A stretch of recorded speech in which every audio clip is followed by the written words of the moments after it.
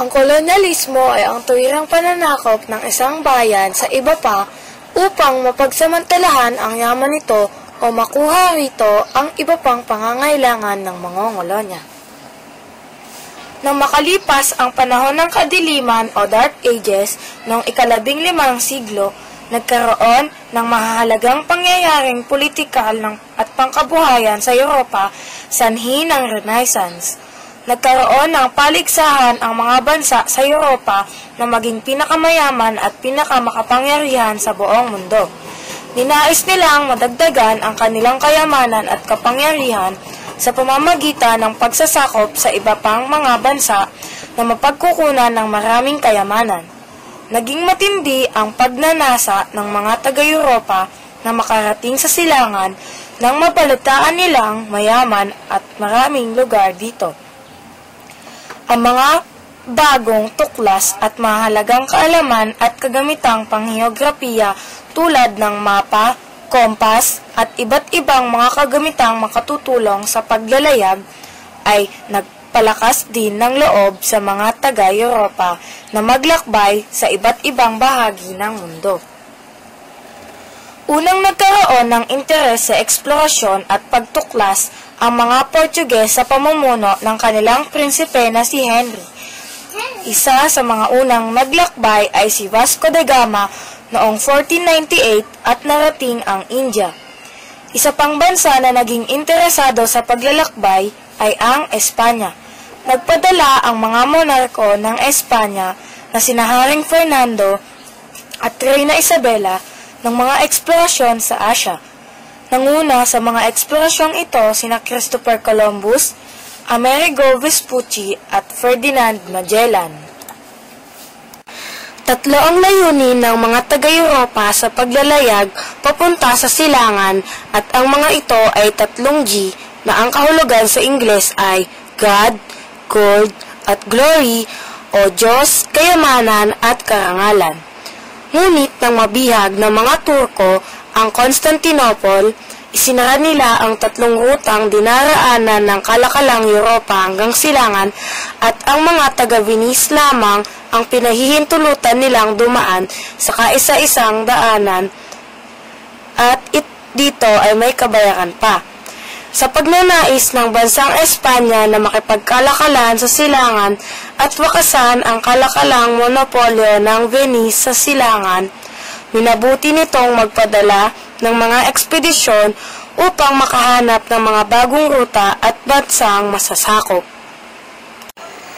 Ayon sa mga pag-aaral, ang unang pagkakatuklas sa Pilipinas ay naganap noong 1512 nang mapadpad sa Mindanao ang pinsan at malapit na kaibigan ni Magellan na si Francisco Serrano. Naganap ito nang mapadpad sa isang liblib na pulo sa Pasipiko ang hukbo ni Serrano at pumunta sa Mindanao upang humingi ng tulong. Bunga nito, itinuring si Serrano bilang ang kauna-unahang tagapagtuklas ng Pilipinas. Dito niya hinikayat si Magellan na maghanap ng isang rutang pangkalakalan patungo sa Spice Islands. Ang itinuturing na pinakadakilang tuklas sa larangan ng heograpiya at nabigasyon ay naisakatuparan ni Ferdinand Magellan. Siya ay isang sundalo at mandaragat na Portuges na naniniwalang mararating ang silangan sa pamamagitan ng isang rutang pakanluran. Nang inihain niya ito sa korte ni Haring Emmanuel ng Portugal, sa kanyang pagkadismaya ay hindi ito sinuportahan ng hari. Bunga nito, bumaling si Magellan sa Espanya at dito niya nakilala ang kanyang magiging biyenan at bayaw na sina Diego at Duarte Barbosa. Sa pamamagitan ng tulong na binigay ng kanyang biyenan, nagkaroon ng pagkakataon si Magellan na ihain ang kanyang plano sa korte ni Haring Carlos I na makapaglakbay patungo sa Moluccas.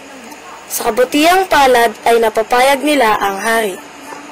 Naghanda na si Magellan sa paglalakbay, taglay ang 5 barko at 265 tripulante. Kasama rin ni Magellan ang kanyang tapat na aliping malay na si Enrique, Padre Pedro de Valderrama, ang chaplain ng hukbo, Antonio Pigafetta ang chronicler ng paglalakbay, Alvaro de Mesquita at Duarte Barbosa. At noong ika-20 ng Setyembre 1519, tumulak palabas ng pantalan ng Sanlúcar de Barrameda ang hukbo ni Magellan at nagsimula na nga ang paglalakbay. Noong ika-26 ng Setyembre 1519, narating nila ang Canaries kung saan nakarating kay Magellan ng isang mensaheng magkakaroon ng pag-aalsa sa pagitan ng mga kapitan ng hukbo. Noong ika-29 ng Nobyembre 1519, dumaong sila sa Pernambuco, Brazil. Noong ika-13 araw ng Disyembre 1519, narating nila ang Rio de Janeiro at pinangalanan itong Santa Lucia. Noong ika-31 araw ng Marso 1520, namalagi sila sa pantalan ng San Julian habang pinalilipas ang panahon ng taglamig. Noong ika-21 ng Oktubre 1520, natuklasan ni Magellan ang isang kipot na ngayon ay pinangalanan sa kanya. Pinangalanan niya ito bilang Strait of All Saints na ngayon ay tinatawag nating Magellan Strait. Noong ika-28 ng Nobyembre 1520, sinimulan ng tawirin ni Magellan ang karagatang Pasipiko na tumagal ng 3 buwan at 20 araw. Noong ika-6 ng Marso 1521, narating nila ang Guam na noong una ay tinawag na Island of Sails, ngunit matapos pagnakawan ng mga katutubo ang isa sa kanilang mga barko, tinawag niya ito bilang Ladrones Island. Noong ika-16 ng Marso 1521, ang muling pagkakatuklas sa Pilipinas nang matanawan ni Magellan ang pulo ng Samar. Nang sumunod na araw, ika-17 ng Marso 1521, dumaong sa pulo ng Homonhon sa bunganga ng Golpo ng Leyte sina Magellan at noong Marso 18, sila ay sinalubong ng ilang mga katutubo mula sa pulo ng Saluan, dala ang ilang mga prutas at maiinom para sa mga dayuhan. Tinawag ni Magellan ang pulo na Archipelago de San Lazaro dahil saktong pagdating nila sa pulo ay kapistahan ni San Lazaro. Mula sa Homonhon, nagpatuloy ang paglalayag ng pangkat ni Magellan hanggang sa makarating sila sa Limasawa noong ika-28 ng Marso 1521 sa tulong ng aliping malay na si Enrique na nagsilbing tagapagsalin. Nakilala ni Magellan sina Raha Colombo at Raha Siago. Nagkaroon ng sanduguan ng sumunod na araw at noong ika-31 ng Marso 1521, kasabay ng Pasko ng Pagkabuhay, ginanap ang kauna-unahang misang Kristiyano sa ating kapuluan. Noong ika-7 ng Abril 1521, kasama si Raha Colombo, dumaong ang hukbo ni Magellan sa Cebu na nooy pinamumunuan ni Raha Humabon. Isa na namang sanduguan ang naganap. Noong ika-14 ng Abril 1521, isang misa ang naganap at muli isang krus na gawa sa kahoy ang ibinaon ni Magellan sa pulo. Hanggang sa ngayon ay makikita pa ang krus na ito sa Cebu. Binigyan rin ng isang imahe ng Santo Niño ang asawa ni Humabon na si Juana. Dito naganap ang pagbibinyag sa relihiyong Kristyanismo na humigit kumulang na 800 katutubo. Maraming mga pinuno ang malugod na tumanggap sa mga Kastila. Subalit, si Lapu-Lapu, ang pinuno ng Mactan, ay mariing tumanggi sa alok ng pakikipagkaibigan ng mga Kastila. Dito nagalit si Magellan at nagplanong pababagsakin ang pamumuno ni Lapu-Lapu. Noong madaling araw, ika-27 ng Abril 1521, sinalakay ni Magellan ang Mactan kasama ang 60 armadong sundalong Kastila at 1,000 mga mandirigmang Cebuano. Sinabihan ni Magellan si Humabon na huwag nang bumaba ng barko ang hukbong Pilipino at panoorin na lamang ang mga Kastila sa pakikipaglaban. Subalit, nagkamali si Magellan. Hindi niya inakala na sila'y matatalo sapagkat labis pa lang naghanda sina Lapu-Lapu. Maraming Kastila ang nasugatan at napilitang bumalik sa kanilang barko. Sa kasamaang palad, napatay si Magellan sa labanan. Ang pagkapanalo ni Lapu-Lapu sa labanan sa Mactan ay isang mahalagang pangyayari sa ating kasaysayan. Ito ang kauna-unahang naitalang panalo ng mga Pilipino laban sa mga taga-kanluran. Labis na napahiya ang mga Kastila dahil sa kanilang pagkatalo sa Mactan. Noong Mayo 1, 1521, tinambangan ng mga Cebuano ang natitira pang 27 sundalong Kastila.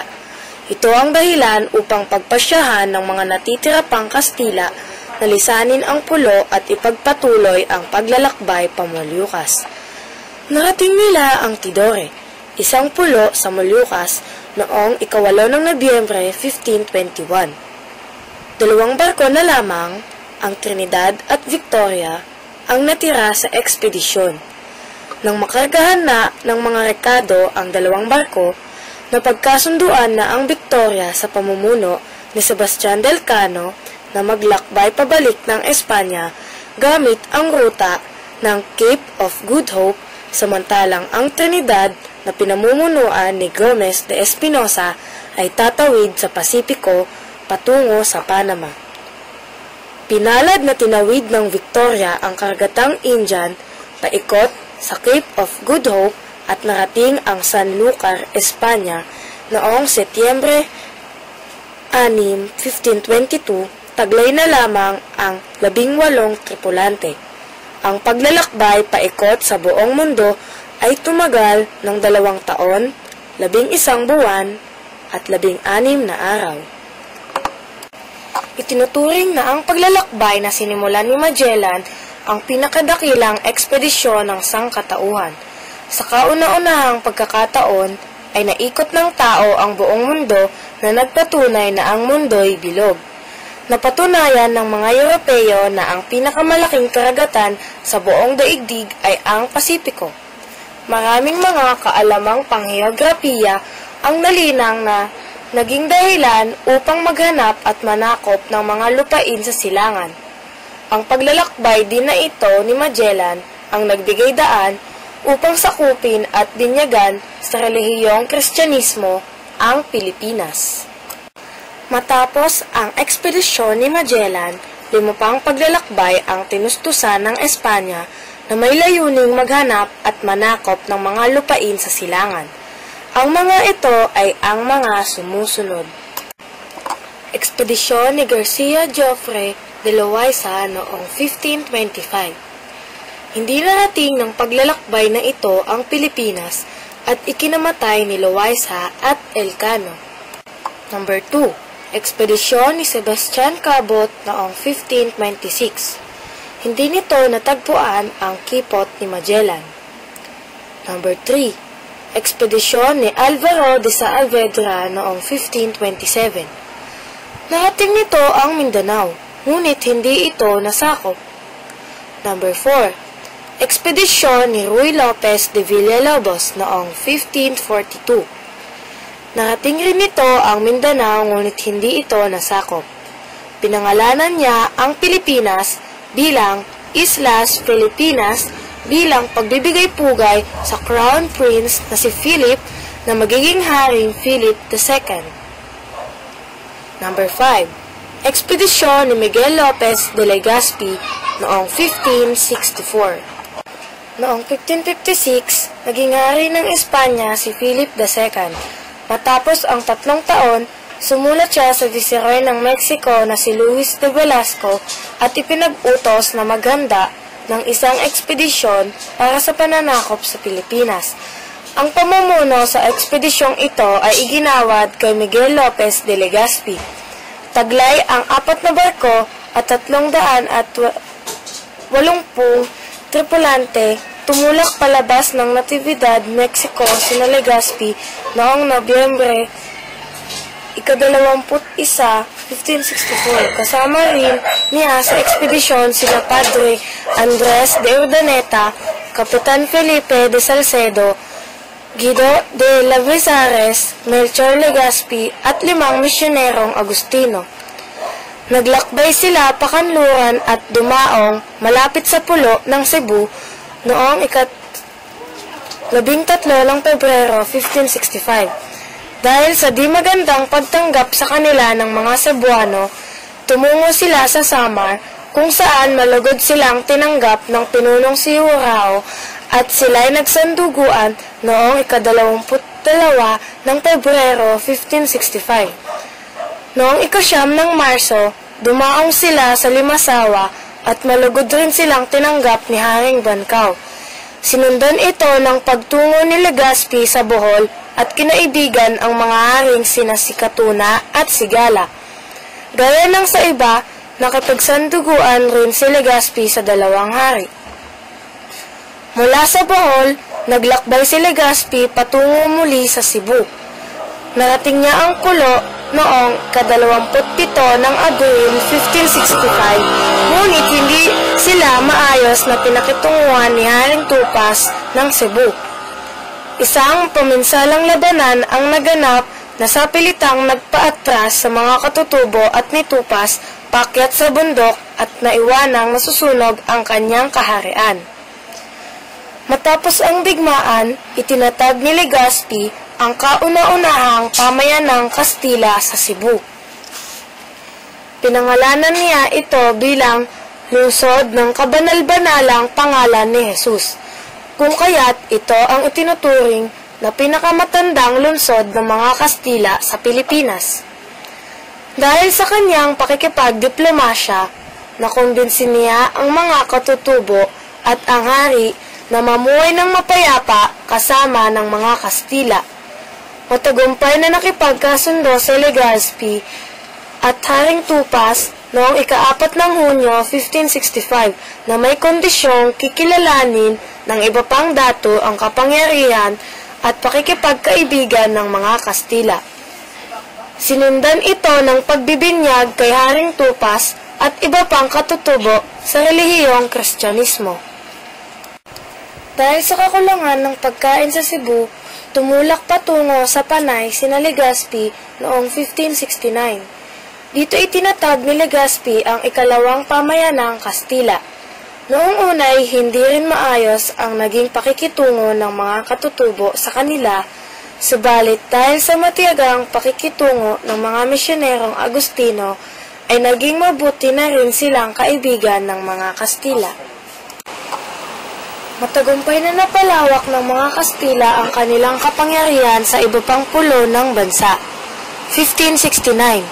Sa pamumuno ni Kapitan Luis Enriquez de Guzman, kasama si Padre Alonso Jimenez, narating at nasakop nila ang Masbate, Ticao, Burias at Albay.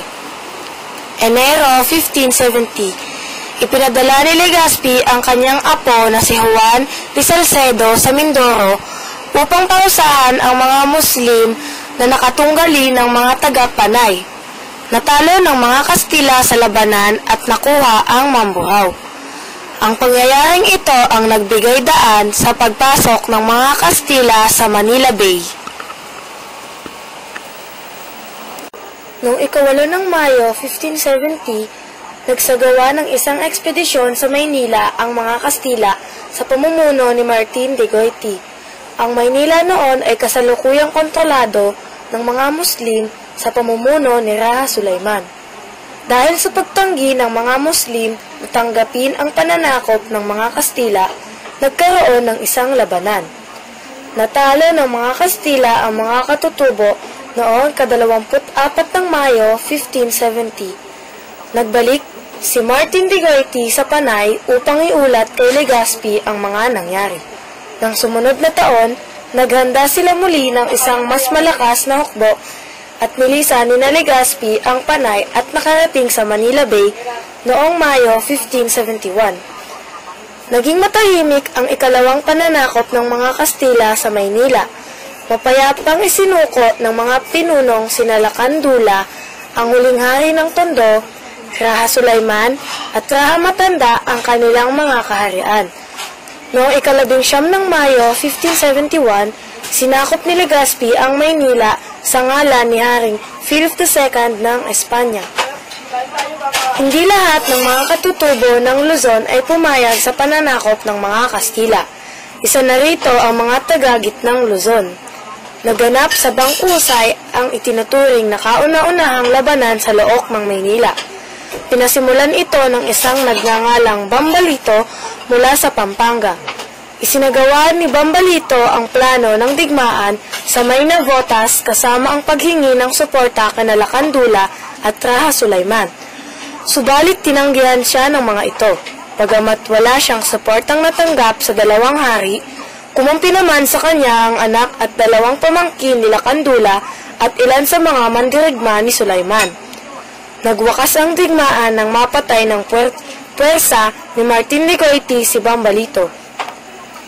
Noong ika-24 ng Hunyo 1571, kapistahan ni San Juan Bautista, idineklara ni Legazpi ang Maynila bilang kabisera ng Pilipinas at itinatag dito ang pamahalaang panlungsod. At noong unang araw ng Hunyo 1574, idineklara ito ni Haring Philip II bilang Insigne y Siempre Leal Ciudad o katangi-tangi at laging tapat na lungsod. Namatay si Miguel Lopez de Legazpi noong 20 ng Agosto 1572 dahil sa atake sa puso. Siya ang itinuturing na kauna-unahang Kastilang gobernador ng Pilipinas. Samantalang itinuring naman si Kapitan Juan de Salcedo bilang bayaning militar sa pananakop na isinagawa ng mga Kastila. Ilan sa kanyang mga nasakupang lugar ay ang relihiyon sa Laguna de Bay, ang pagkakatuklas ng mga minahan ng ginto sa Paracale, ang pagsakop sa ilang mga teritoryo ng Ilocandia at Cagayan, at ang mga rehiyon ng Bicol at Catanduanes. Dahil sa kanyang mga tagumpay sa ngalan ng Espanya, iginawad sa kanya bilang pabuya ang lupain ng Ilocos bilang enkomienda. Itunuring rin siyang bayani nang iligtas niya mula sa pananakop ng hukbo ni Lam Ahong ang Pilipinas. Sa kasamaang palad, siya ay namatay noong 11 ng Marso 1576 sa edad na 27. Itinuturing na napakahalaga ng papel na ginampanan ng mga misyonero sa pananakop ng Espanya sa Pilipinas. Sa pamamagitan ng pagtanggap sa relihiyong Kristyanismo, naging matatapat na nasasakupan ang mga Pilipino.